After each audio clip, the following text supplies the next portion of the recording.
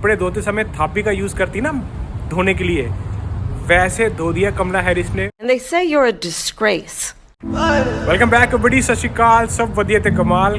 कल जो डिबेट हुई आपने देखी? अगर नहीं देखी तो जाकर देखो।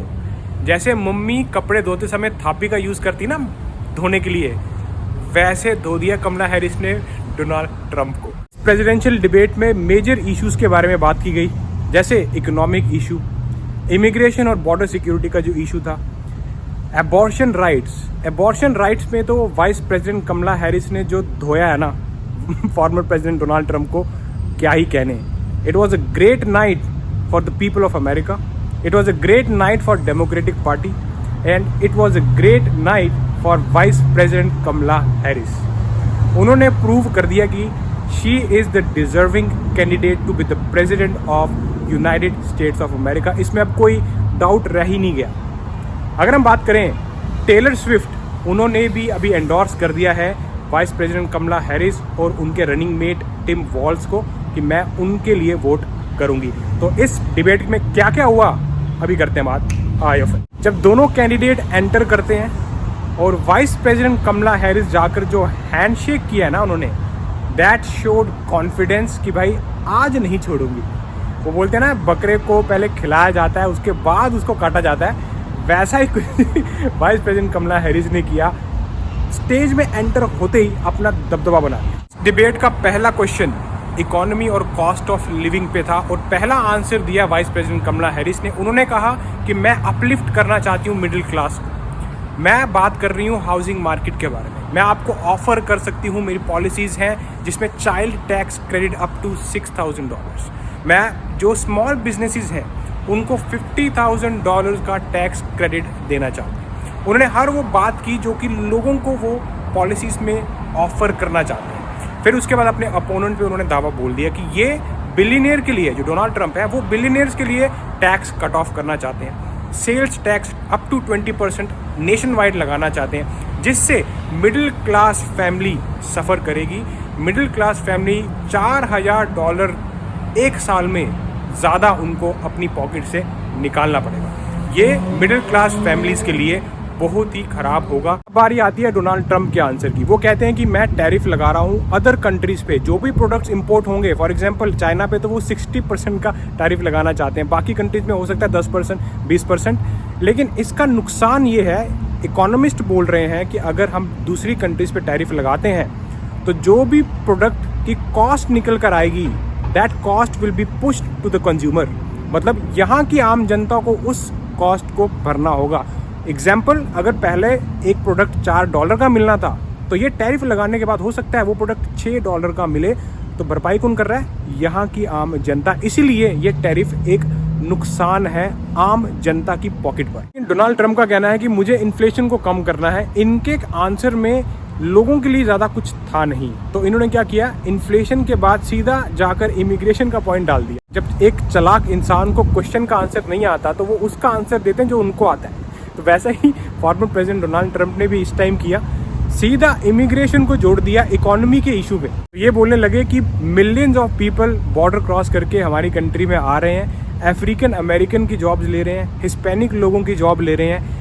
इससे होता क्या है ना कि यहाँ की जनता थोड़ी डिस्टर्ब हो जाती है कि यार हाँ मैं इनको ही वोट करूँगी, लेकिन एक्चुअल में इनके पास कोई पॉलिसी है नहीं कि लोगों को क्या ऑफर किया जाए इकोनॉमिक इशू पे। जैसे कि डेमोक्रेट पार्टी आपको ऑफर कर रही है हाउसिंग के ऊपर $25,000, आपको ऑफर कर रहे हैं चाइल्ड टैक्स क्रेडिट $6,000। बाकी बिजनेस में अभी उन्होंने बात की कि जितने भी स्टार्टिंग बिजनेसेस हैं उनको $50,000 का टैक्स राइट ऑफ मिलेगा। तो ये है कि यही सब चीज़ें लोग यहाँ पर सुनना चाहते हैं। इसीलिए इस पहले क्वेश्चन में ही डोनाल्ड ट्रंप फंस गए कि पूछा कुछ और है, आंसर कुछ और दे रहे हैं, और यहाँ की जनता को ये चीज़ पसंद नहीं आई। और ये मैं नहीं कह रहा हूँ, आप जाके न्यूज़ देखो, आप जाकर लोगों से बात करो, तो यहाँ के लोग बेवकूफ़ नहीं हैं। डिबेट में एक चीज़ तो क्लियर हो गई कि vice president Kamala Harris unity की बात कर रहे हैं, इस कंट्री को यूनाइट करना चाहते हैं, वो फ्यूचर की बात कर रहे हैं। जबकि अगर हम बात करें फॉर्मर प्रेसिडेंट डोनाल्ड ट्रंप की, वो बात कर रहे हैं डिवीजन की, डिवाइड करने। कैसे? बार बार ये इमिग्रेंट बोलना, बाहर से लोग आ रहे हैं, क्रिमिनल आ रहे हैं। ये ऐसा यहाँ के लोगों के दिमाग में इन्फ्लुएंस डालना चाहते हैं, हेट डालना चाहते हैं, ताकि लोग डिवाइड हो जाए और इनको वोट पड़े। लेकिन इससे होगा कुछ नहीं, इससे केओस आगे चलकर फ्यूचर में एक एंटी इमिग्रेंट मूवमेंट स्टार्ट हो सकती है, जो कि ऐसा होगा नहीं, क्योंकि यहाँ के लोग बेवकूफ़ हैं नहीं। जो डोनाल्ड ट्रंप बोल रहे हैं, लोगों को भी वो चीज़ पसंद नहीं आ रही है। वो इसलिए क्योंकि यहाँ पर एग्जाम्पल दूँ आपको मैं, एक सिटीज़न है, उसका स्पाउस हो सकता है यार वो बॉर्डर क्रॉस करके आया हो, बच्चे हैं यहाँ के सिटीजन, हो सकते हैं कि उनके पेरेंट्स इलीगली आए हों, तो क्या हम उनको अलग कर दें, उनको डिवाइड कर दें? ऐसा नहीं हो सकता। वाइस प्रेसिडेंट कमला हैरिस की इस स्टेटमेंट ने मेरा दिल जीत लिया। उन्होंने कहा that we need a president who will bring all of us together, और यही चाहिए इस टाइम अमेरिका में, कि लोग यूनाइट होके रहें, डिवाइड होके नहीं। चलते हैं अगले पॉइंट में, जो आता है एबॉर्शन राइट्स पर। अब इसका पूरा फंडा पता क्या है, ये क्यों लड़ाई हो रही है? इसमें ये बोला जा रहा है that the government should not be telling a women what to do with her body. इसकी शुरुआत होती है 1973 में, जब यूएस सुप्रीम कोर्ट ने रिकॉग्नाइज किया कि women has the constitutional right to an abortion. नाम सुन रहे हो ना बार बार, रो वी वेड, ये है क्या है? ये बेसिकली रो वर्सेस वेड, ये केस का नाम है। 1969 में एक लेडी थी, नॉर्मा मैकॉर्वी, उनको अनवांटेड प्रेगनेंसी नहीं चाहिए थी, तो वो एबॉर्शन करवाना चाहते थे, लेकिन टेक्सास जिस स्टेट में वो रहते थे वहाँ पर एबॉर्शन करवाना उस टाइम इलीगल था, क्राइम था। इसी वजह से उन्होंने केस कर दिया और वो केस चला गया सुप्रीम कोर्ट में, और फाइनल डिसीजन सुप्रीम कोर्ट का आया 1973 में उनके हक में, that the women has a constitutional right to an abortion. Women अपनी बॉडी का डिसीजन खुद ले सकती हैं। लेकिन करीब करीब 50 साल बाद डोनाल्ड ट्रंप ने सुप्रीम कोर्ट के 3 मेंबर्स को पिक करके रो वी वेड की जो प्रोटेक्शन थी उसको अंडू कर दिया। इसीलिए अभी ये इलेक्शन में इतना मेन इशू बना हुआ है, because it is regarding women's decision for her body.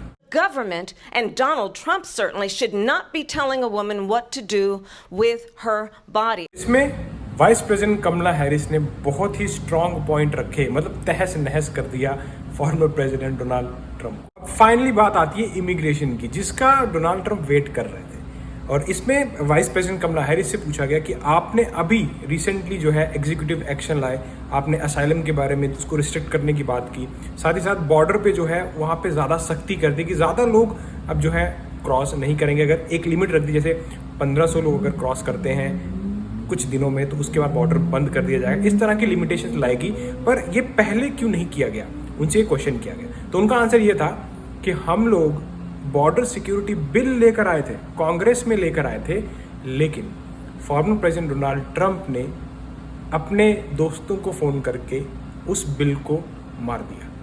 He killed that bill. Farmer president Donald Trump solution निकालने में फोकस नहीं कर रहे, वो प्रॉब्लम को और बढ़ाने में फोकस कर रहे हैं। वाइस प्रेसिडेंट कमला हैरिस ने यह भी कहा कि इस बॉर्डर सिक्योरिटी बिल में 1500 तक हमें एजेंट्स मिलते हैं, जो कि उस बॉर्डर पे जाकर हेल्प कर सकते थे, बॉर्डर को ज़्यादा स्ट्रॉन्ग कर सकते थे। लेकिन डोनाल्ड ट्रंप और उनकी पार्टी ने इस बिल को सक्सेसफुल होने ही नहीं दिया, ताकि पॉलिटिकल एजेंडा बन सके, ताकि उनको इस इशू पर वोट मिल सके। Instead of fixing the problem, उन्होंने ये प्रॉब्लम को और बढ़ाया है। इमिग्रेशन का जो मेन इशू बनाया हुआ था फॉर्मर प्रेसिडेंट डोनाल्ड ट्रंप ने, वो सोच रहे थे कि इस इशू में तो मैं ले जाऊंगा, उस पर भी वाइस प्रेसिडेंट कमला हैरिस ने अपना ब्रह्मास्त्र चला दिया और तहस नहस कर दिया। ये क्वेश्चन किए गए रिगार्डिंग वॉर, जो वॉर चल रही है यूक्रेन में, रशिया में, पैलेस्तीन में, इन सब के बारे में भी वाइस प्रेसिडेंट कमला हैरिस, उनके आंसर काफ़ी स्ट्रांग थे।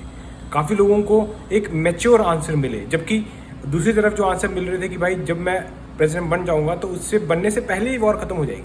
अभी ये सब ऐसा बोल देना आसान है, लेकिन एक्चुअल में जो सिचुएशन है उसको समझना और फिर उस पर तवज्जो देकर आंसर देना, वो एक मैच्योर पर्सन ही कर सकता है, जो कि वाइस प्रेसिडेंट कमला हैरिस के आंसर में लोगों को देखने को मिला। फिर उसके बाद अफोर्डेबल केयर एक्ट के बारे में बात किया गया, जिसको लोग ओबामा केयर एक्ट भी बोलते हैं। तो उसमें बोल रहे हैं कि हम रिप्लेस करना चाहते हैं इसको, लेकिन जब उनसे पूछा गया कि आपके पास रिप्लेस करने का क्या कंसेप्ट है, क्या आप क्या देना चाहते हो लोगों को, तो क्या कोई कंसेप्ट है नहीं। बोलते कि अभी बना रहे हैं हम, तो बन जाएगा तो हम बता देंगे।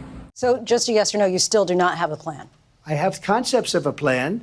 I'm not president right now. Sir पे है, और जब ऐसे आंसर आएंगे तो आपको लगता है कि जनता जो है वो वोट डालेगी। ये आपने भी सुना होगा कि स्प्रिंगफील्ड में माइग्रेंट्स जो है वो कुत्ते खा रहे हैं, बिल्लियां खा रहे हैं, पता नहीं यार ये और इसमें जब पूरी जांच की गई, ऐसी कोई क्रेडिबल रिपोर्ट ही नहीं है। जब जेडी वैंस से पूछा गया कि भाई हाँ ये ऐसा कहाँ हो रहा है, तो वो कह रहे हैं कि मेरे को फ़ोन आ रहे हैं, ईमेल्स आ रहे हैं। तो कुछ कुछ चीज़ें जो है अपने से बना के बोल दो ताकि जनता का जो है वोट मिल पाए। लेकिन इनको मालूम नहीं है ये अमेरिका की जनता है, ये कोई बेवकूफ़ नहीं है कि कुछ ही बोल दोगे तो वो मान जाएगी। तो इस डिबेट की ओवरऑल परफॉर्मेंस रिपब्लिकन पार्टी के लिए एकदम झटका है। फॉर्मर प्रेसिडेंट डोनाल्ड ट्रंप को भी मुझे लगता है अभी नींद नहीं आ रही होगी, और हो सकता है कि इसके बाद एक और डिबेट की जाए ताकि रिपब्लिकन पार्टी की जो स्थिति है वो थोड़ी सी ठीक हो पाए। और ये बहुत ही अच्छी डिबेट थी वाइस प्रेसिडेंट कमला हैरिस के लिए। उनके लिए तो पूरे फुल नंबर बन गए हैं, और लोग ये डिबेट देखने के बाद, ये पहली डिबेट थी उनकी face to face former president Donald Trump के साथ जिसमें वो बाजी जीत गए।